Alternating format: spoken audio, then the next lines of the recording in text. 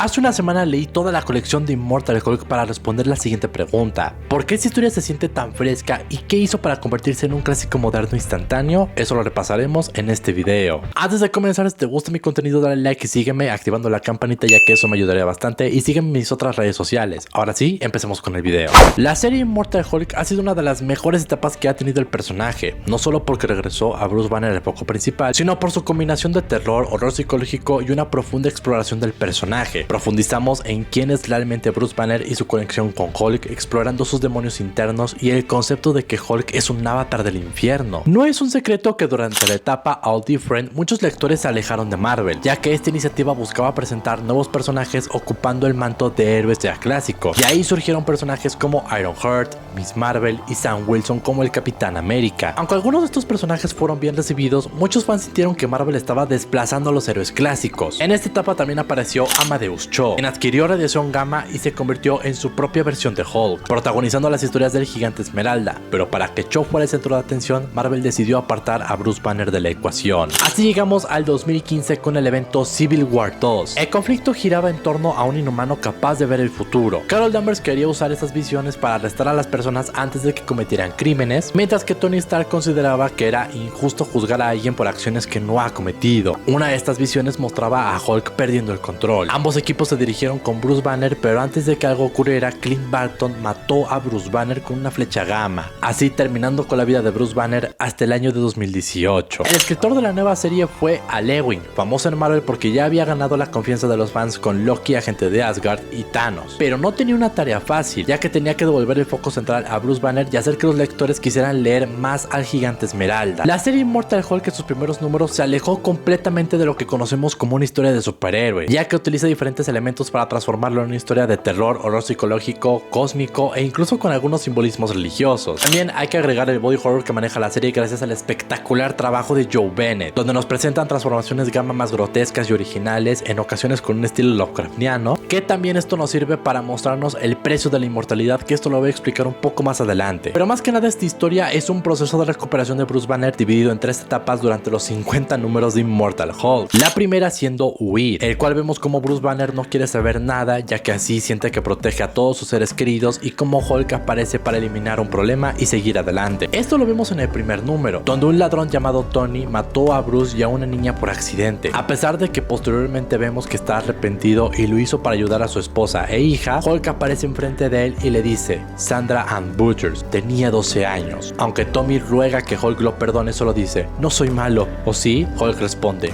¿tú qué crees? Acto seguido vemos a Tommy en un coma del cual no tienen esperanzas de que despierte, y al final terminamos con Bruce en un cuarto de hotel haciéndose la siguiente pregunta: no soy una mala persona. ¿Tú qué piensas? Esta pregunta es muy importante, ya que a pesar de que sabemos que Hulk es un héroe, para Bruce esto no ha sido así, y vemos de cierta forma cómo se odia a sí mismo, siendo un ciclo que se sigue repitiendo por 60 años desde que el personaje se creó. La segunda etapa es enfrentar al mundo exterior. Esto lo podemos ver a la mitad del run, cuando Bruce Banner tomó el control de la base sombra y le dice al mundo que se usaron 1.2 mil millones de dólares, dinero que pudo ser usado para escuelas o mejorar la vida, pero decidieron gastarlo en armas, y si los involucrados no pagan, él y su familia Gamma harán que paguen. Además, que también en este punto de la historia vemos cómo es que Hulk es percibido por el ojo público, ya que tenemos muchas entrevistas de cómo lo perciben los ciudadanos, y también vemos cómo esto afecta al círculo cercano de Bruce Banner con Betty Ross y el Dr. Samson. Y la tercera etapa es lidiar con tu yo interior, que eso lo vamos a abordar un poco más adelante. Como muchas historias nos han presentado, la inmortalidad no es un regalo, es una maldición y no se puede escapar de ella. Es el castigo de un ciclo sin fin. Esto, por ejemplo, lo vemos reflejado con Caín de la Biblia, quien fue el primer asesino y es destinado pues a vivir por toda la eternidad. Esto de cierta manera también lo podemos ver con Hulk, ya que en una parte de la historia es disecado y estudiado por varias semanas y luego absorbe al científico que estaba experimentando con él. O cuando la abominación, controlado por la base sombra, logra neutralizar a Hulk con un ácido, y cuando llega Betty, Hulk dice: Hulk no ve, a Hulk le duele, Betty,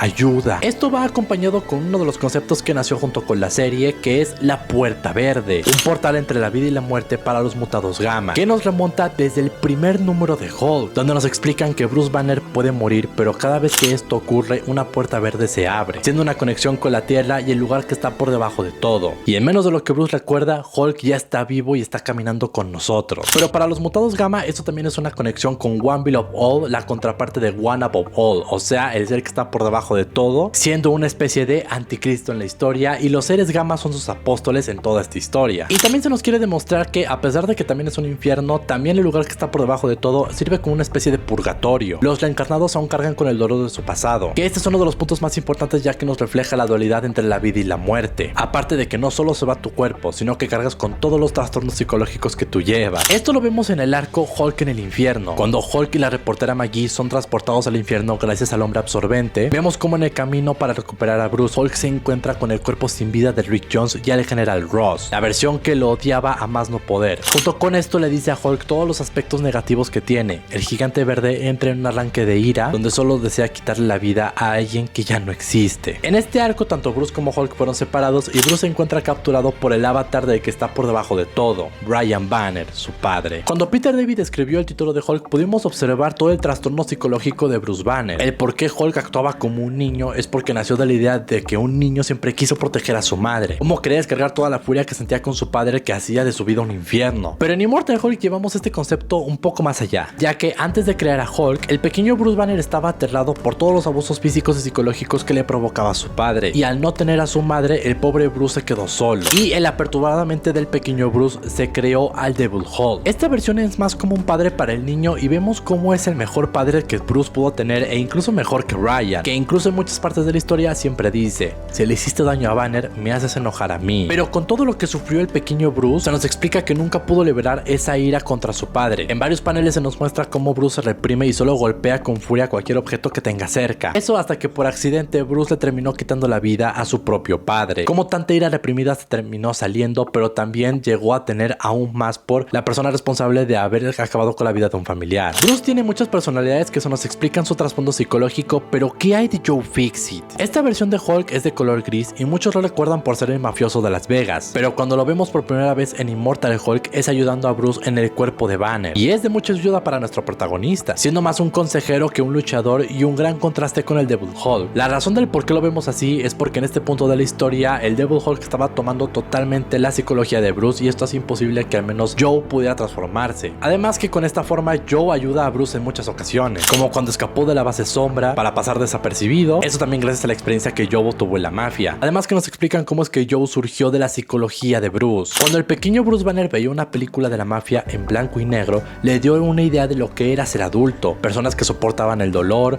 rudos y de carácter fuerte. Así fue como Joe Fixit nació, bajo lo que para un niño cree que es ser un adulto. A pesar de que Brian Banner murió, cada vez que Bruce regresaba al lugar que estaba por debajo de todo, se encontraba con él y nos revela que él es el avatar del que está por debajo de todo. Sumado a todo esto que nos revela Brian, que pues en sí la energía gamma es energía de aquel que está por debajo de todo, mientras que la energía cósmica es la energía de aquel que está por encima de todo. O sea, para que se den una idea, es como si la energía cósmica fuera de Dios y la energía gamma fuera del diablo. Pero curiosamente en muchas ocasiones este no era Brian Banner, sino Samuel Stern, el líder. Después de que el líder muriera cientos de veces, regresó para convertirse en algo más. Él estuvo moviendo los hilos desde el principio. Primero el líder logró interceptar una mosca temporal en un futuro donde Toba ganó, y este consiguió el cuerpo de Bruce apoderándose del noveno cosmos, destruyendo todo a su paso. Pero gracias a la mosca, el líder obtuvo 10.000 años de conocimiento, y lo primero que hizo fue obtener el poder del avatar de Toba, Brian Banner. Logrando abrir las puertas verdes, intercepta a Brian Banner, y como este último quería dejar de ser el avatar de Toba, se dejó absorber por Samuel Stern, y con esto logró apoderarse de todo el lugar que está por debajo de todo. Aquí vemos cómo el líder es una especie de arquetipo de Lucifer en el infierno, y a su vez un carcelero torturando a Banner. Aquí vemos a alguien que siempre quiso ser igual a Dios y que ahora controla el poder entre la vida y la muerte, controlando las puertas verdes. Y para que el plan del líder funcionara, tenía que tomar control del portador gamma más poderoso, Bruce Banner. Infiltrándose en la mente de Bruce, vemos cómo es su paisaje psicológico. Esto después de que Zemo lograra controlar al pequeño Bruce. Al final nos revelan que el líder tomó el control de la personalidad de Green Scar y mató al Devil Hulk. Capturó a Bruce Banner, lo llevó al infierno y dejó solamente a Joe Fixit junto con Hulk Child. Aquí podemos ver lo que Al Ewing quería hacer, y era reducir el número de personalidades de Hulk, ya que había muchísimas que casi nadie utilizaba, o al menos unas que estaban en el olvido, y cómo quería hacer esto más digerible para nuevos lectores o incluso para los veteranos. Después de que Banner acabara con la vida de su padre, desató una serie de acontecimientos que afectaría la vida de las personas a su alrededor, donde la ira produce más problemas, y con esto Bruce también es incapaz de tener una responsabilidad personal, aparte de que no logra comprender a nadie y ni siquiera a él mismo, esto por causa de su naturaleza, y vemos esto de cierta manera reflejado con la reportera Maggie. Desde el inicio ella es presentada como una persona normal que cada vez se va involucrando en estos asuntos gamma, al grado de después tener ella sus propios poderes gamma, pero su intención en un inicio era querer investigar a Hulk debido a que este último destruyó su casa cuando era niña, en donde en un inicio quiere desatar su ira o preguntarle a Hulk por qué destruyó su casa, pero vemos que su viaje se convirtió de odiar a una persona que le arruinó la vida a tener la voluntad de Hulk, a tener su fuerza de poder perdonar a esa persona. El personaje de Betty Ross para mí es perfecto. Después de que su padre muriera se queda sola hasta que recibió la llamada de Bruce, pero a pesar de que extrañó a su esposo, antes de que pudiera decir algo acaban con su vida, pero Betty es resucitada, ahora en la forma de una arpía roja. Este es uno de los cambios más importantes del personaje e interesantes, no solo porque se distingue de la versión de She-Hulk, sino porque esta carga con un simbolismo para el protagonista. Cada vez que Bruce le pedía a Betty hablar, ella siempre se transformaba en su forma de arpía, diciéndole que esta es su verdadera apariencia, debido a que esta nueva apariencia que tiene es un símbolo de todo el sufrimiento que ha soportado por culpa de Hulk y de Bruce. Se trata de aceptar las consecuencias de tus actos, y para todo esto Bruce tiene que aceptar en lo que Betty se convirtió. Después de esto, Betty siente que la única parte que puede amar de Bruce es Joe, pero este último le confiesa que dejó a Bruce en el infierno y está sufriendo ahora. Después de la confesión, el corazón de Betty se rompe y piensa que ya no va a poder amar a ninguna parte de Bruce, pero aquí tenemos un salto gigantesco en la personalidad de Joe, y le dice a Betty que tal vez tenga razón y que para empezar a relacionarse sanamente con otras personas tiene que empezar con la más importante, que es él mismo, junto con sus otras personalidades. Pero tristemente Betty no escuchó nada de esto y se marchó dejando solo a Joe, pero ahora Joe sabe lo que tiene que hacer y es ir por Bruce Banner. Al final de la serie tenemos que responder una pregunta: ¿Hulk fue un hombre o es un monstruo? Cuando ambas personalidades de Hulk llegan a la fortaleza del líder, en el lugar que está por debajo de todo, logran rescatar a Bruce y a Samuel Stern, pero este curiosamente sale en su forma humana, pidiéndole piedad a Joe. Pero hay una pregunta que no se ha respondido: ¿por qué Hulk sigue sufriendo? Esto puede recordar la historia de Job en la Biblia, ya que al igual que Hulk, Job tuvo que descender a lo más bajo de todo para responder la pregunta: ¿por qué Dios me ha abandonado? Y en este momento One Below All muestra su otra cara, One Above All, a lo cual él responde que son los principios de la creación, tiene que haber un balance, pero el sufrimiento de Hulk ha sido infligido a ellos mismos y a los de su alrededor, pero depende de Hulk encontrar la respuesta a esto. Después de esto, Hulk decide tomar la acción más valiente de todas, y es perdonar al líder, y con esta simple acción se rompe el círculo de ira que envenenó a la familia de Banner desde el siglo XVIII, cuando su antepasado supo de la infidelidad de su esposa con el antepasado del líder, comenzando esta cadena de odio que Joe por fin rompió. Y al final, cuando Bruce se ve en el espejo, no se pregunta si es buena persona, él lo sabe, y al igual que Job, él por fin obtuvo la paz que tanto anhelaba. Sinceramente, esta historia de Hulk es una de mis favoritas, y si te gustó el video dale like y sígueme, que eso me ayudaría bastante, ya que me tardé un buen rato en hacer este video. Déjame en comentarios si te gustaría que analizara otra serie, y pues nada gente, yo soy La Voluntad Geek. Bye.